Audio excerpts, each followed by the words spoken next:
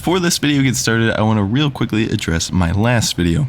It is titled Why I Quit War Thunder. That is past tense, as in why I hadn't uploaded for 40 or whatever days it was, and you had heard nothing from me.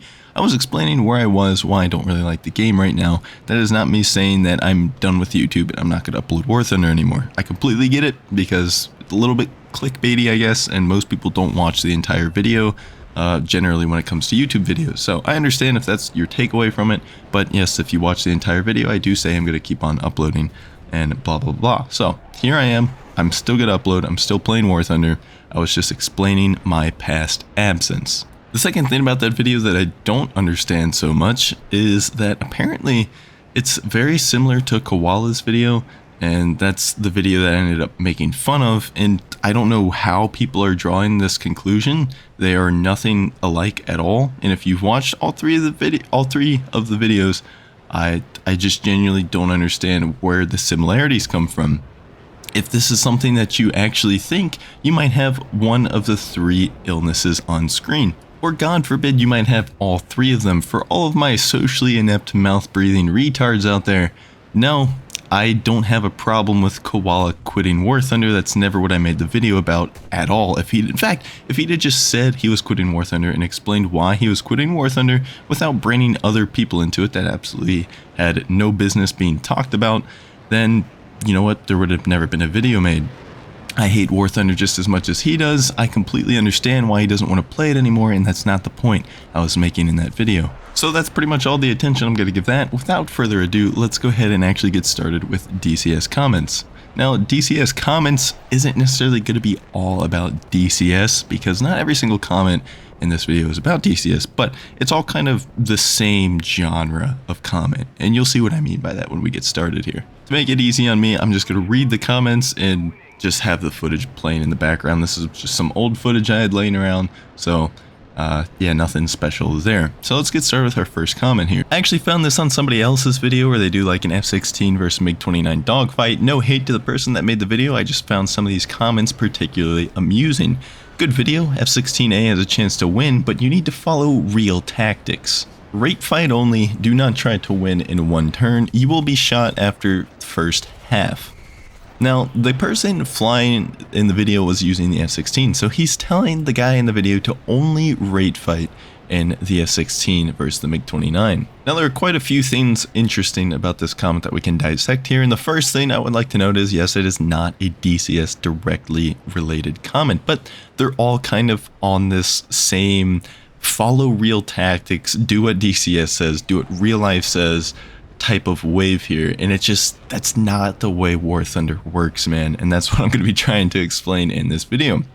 The first thing I want to point out is, of course, that this was back when the F-16 and the MiG-29 first came out. Their flight models are a little bit different, but what has stayed the same throughout the entire time that they've both been added to the game is that the F-16 beats the MiG-29 in a kind of scissor one circle fight on low speeds. Once you get the F-16 below 500 to 600 kilometers an hour, it is going to pull inside of the MiG-29's turn. So the idea that you can only rate fight against the MiG-29 as an F-16 is just not true. Now, the other thing is the whole follow real tactics bit of the comment. This is War Thunder. Real tactics do not apply whatsoever. I don't care how many F-16 manuals you read, it is not going to make you a better War Thunder player. So get the whole idea of following real tactics, do what real pilots say in the F-16 to do better out of your head. This does not exist in War Thunder. This is a complete fantasy game with fantasy flight models and, for the most part, fantasy physics. This one is another example of just real life having too much meaning. It's got too much of a grasp on these types of people. Now, granted, this comment is innocent enough. He wasn't, saying anything absurdly stupid here, so I'm not really picking on this individual in particular. He's just asking for another fight, and he wants to see a rate fight at a certain speed, which, you know what, that's fair. But at the same time, it also just kind of feeds into the whole idea that for some reason these flight sim people have this fantasy misconception that these video game aircraft on War Thunder perform anything like they do in real life, or God forbid I compare real life to DCS. We'll get to that a little bit later. Here again, unironically following a MiG-29 into a one circle Ouch. But as we just talked about, the F-16 actually beats the MiG-29 in War Thunder in this one circle fight at the particular speed. Now, of course, the MiG-29 also has its advantages at certain speeds, but just the blanket statement that the MiG-29 is super good at one circles is, well, where do you think they're getting this kind of information from? Where are they forming this opinion from? It's probably from DCS. Just to drive it home again, going way too fast in the MiG-29 to maneuver well. It's 200 knots to 100 knots is peak performance, highly maneuverable at low speed fights. While the F-16 maneuvers best at high speeds, the MiG-29 does not at all. And again, this is completely untrue. It's actually the complete opposite. The MiG-29, since its introduction, and I understand that the flight models have been changed, but even from the beginning, the MiG-29 maneuvered better at high speed than the F-16 has, and the F-16 has maneuvered better at low speed. So my guess is that these people probably aren't talking to real-life MiG-29 and F-16 pilots, and they're probably not spending hours of research trying to figure out what speeds exactly these two aircraft can actually maneuver well on. But what I can tell you, they probably play DCS, and they're probably making these assumptions and conclusions based on that video game. And they're referencing that video game as if it's some kind of real life source. Just letting you know, the rate speed of the MiG-29 is 750 to 900 kilometers an hour. Y'all have been using it wrong. Higher speeds equals harder to turn. I don't know where the hell you're getting this. I'd assume your source is DCS, because when you go to a forum post on DCS and you look for the rate speed of the MiG-29, you will find very similar answers. But that aside, in War Thunder, you're really not going to be using a rate speed in actual fighting. I want to talk about this real quick because people have this obsession with this rate fighting, one circle, two circle garbage. And again, it just all comes down to War Thunder does not apply any of this stuff to its game. You guys are thinking way too big about a very simplistic arcade flight game. Let's talk about rate fighting and rate speeds real quick. If you're going to hold a rate speed, you have to hold a certain amount of AOA or a certain amount of elevator input at a given time to make sure you're not pulling too hard, but still make sure you're pulling enough to get a desired amount of degrees per second. The only way to do this in War Thunder would be to fly on a controller with your joysticks or have some kind of like hands-on throttle and stick setup. You know, one of those fancy flight sim setups. And the problem with this is that most people playing War Thunder are using mouse and keyboard. And the problem with mouse and keyboard is that every input that you actually press the key is 100%. And what this means is that you can't actually control your rate speed or your degrees a second that easily, if at all, on a keyboard. And so the idea that people are going to be able to just realistically hold a rate speed on War Thunder is already pretty absurd. But then let's go a step further and just say that you do use one of these silly tactics of using a stick to play War Thunder. You know what, if that's how you want to play War Thunder, absolutely, by all means, go ahead and do it.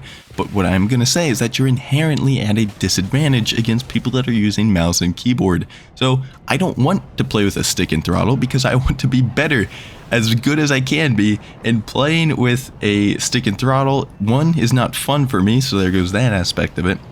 And two, is going to make me a lot worse at the game. Now, I know some throttle and stick Andy out there is going to be kind of offended and tell me that it's actually super competitive and you're way better on throttle. You're not. I'm sorry. Just save it. I don't want to hear it. I'm not going to read it. I'm not going to respond to it. You're not better on a stick and throttle. I promise you, if you just got good on a keyboard and mouse for air realistic battles anyways, you would be a lot better than you will on a stick and throttle. And the last method of doing these magical rate fights is the most valid, I will give it that, but it is still pretty unrealistic in a real match. And that would be using your mouse and keyboard mouse aim control setup like everybody else is using, but using your mouse to gradually do an elevator control input and just kind of, you know, steering your mouse as hard or not hard as you need to actually get that desired degrees per second. And you could do that, but the problem with doing that is that if you're using your mouse, you can't be situationally aware because you can only be looking where your mouse is pointing. You can't use free look camera if you're using your mouse inputs, and therefore you're going to be very tunnel visioned in on whoever you're actually rate fighting, and you're not even going to be able to watch that person that you're actually rate fighting unless you interrupt your rate and keep on looking back, and therefore you're not even rating at that point. You're pausing too much to actually get the desired degrees a second. In a duel scenario, this is a lot more plausible, like it's something you can actually pull off pretty reliably. But when you're talking about an actual ARB match where there's multiple targets you have to worry about and then throw missiles in on top of that, you really don't want to be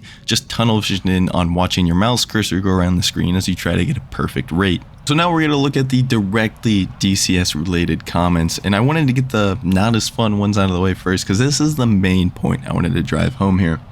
And that is, stop using DCS as an actual source of anything. You have no advantages, you have no extra knowledge by knowing how DCS works in War Thunder. So if you're a DCS player, maybe a very minute amount of stuff that you learn in DCS is going to transfer to War Thunder, and vice versa, of course. I'm not here to make an argument which one's better, I don't care. My point is that the two games, and I am saying two games, DCS is a video game, let's remember that. The two games are not similar at all. So when you see comments like this, you know instantly that this person is not somebody you want to actually listen to when it comes to War Thunder advice. Very often you will see these DCS elitists, and I am going to call them elitists because generally speaking, my interaction with DCS players that play War Thunder think they're better than most people because they have played DCS. And I am going to throw it out there real quick. I have played and I own DCS. I don't really like it that much, so I don't play it that much. I don't have that kind of time, but I'm trying to be as neutral as possible as somebody who has both games, but I just can't help but notice that the DCS players on War Thunder are insufferable, man. Again, here's a comment I pulled from that other guy's video from earlier, and he starts his comment with, coming from a person who plays the F-16 on DCS, and right then, instantly, you know, completely disregard any advice this person is about to give you for War Thunder. And he does. He proceeds to give advice on how the guy that uploaded the video can do better with the F-16 on War Thunder because he plays DCS. And clearly, they're very similar, and what you do on one game is definitely going to work on the other. And of course, this is not how it works at all. And when you say something like that, you're literally just telling anybody that actually knows anything about War Thunder that you don't know what you're talking about, and I'm going to stop listening to you. But you notice how they just always do that. They throw in the, as somebody who plays DCS, or I've played how many hours of DCS, and then they proceed to start talking as if that gives them some kind of credibility before they say what they're going to say, or like that's a reason why you should listen to them. Do you see that subtle, that very subtle elitism? That's what I'm trying to get at here. Like, they think it means anything that they play DCS. It's really cringy. Yeah, eventually I just stopped caring about blurring people's names out when I was going. I was like, why am I protecting these people? But anyways, this one's, speaking of cringy, this one's pretty good. This guy proceeds to talk about how he's always beating people in dogfights and getting messages accusing him of being a hacker, and then proceeds to also say he learned these amazing techniques about maintaining 325 knots in the F-16 in two-circle fight from Mover, a real F-16 pilot. Man, okay, so that's even worse.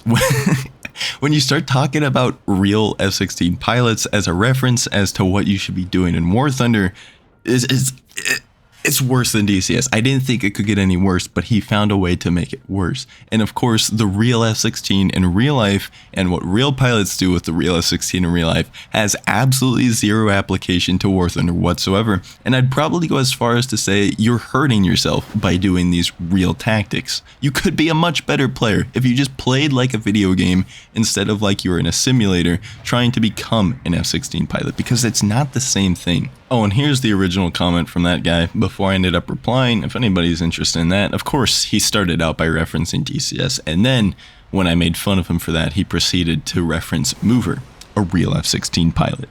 Lastly, I want to throw this one up there real quick. If you guys remember back when the F-16 and the MiG-29 were first coming out on the dev server and stuff, the MiG-29 had a really weird, like, kind of rudder kick at low speeds. It would, like, picture you're stalling out and you're really, really slow, but it just kind of starts wiggling almost. The plane just starts wiggling, and it was obviously just because the flight model was unfinished, but of course you got this bozo trying to tell you that the same thing happens in DCS, and therefore that means that this is completely intended, because DCS flight models would never be wrong. They're study level simulations, and everything about DCS is correct, and it is the Bible when it comes to aviation. If you want to be a real fighter pilot, you should probably train in DCS because it's so accurate and they never get anything wrong. AMRAAMs.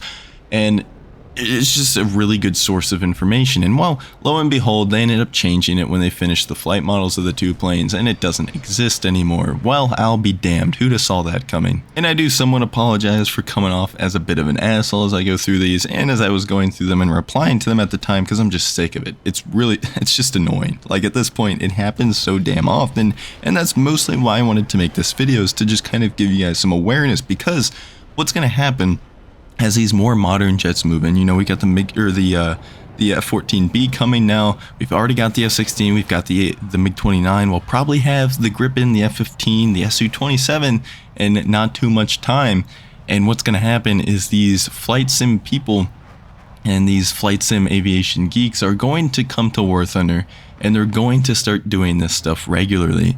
And if you're not careful, you might actually be foolish enough to take their advice, and it's not going to work out for you. I'm telling you right now, if you take their advice, it's not going to make you a better player, and it's probably, honestly, going to hurt your overall experience on the game. And so that's why I wanted to put this out there, is because I don't want you to actually listen to these people and become literally worse at the game as you're trying to emulate real-life fighter tactics and things that just aren't going to work in War Thunder. In the end of the day, we all mostly agree that we don't like the game that much, but everyone kind of just plays it anyways, because there's not many flight games as accessible as War Thunder that do it like War Thunder does, so you really don't have much of a choice.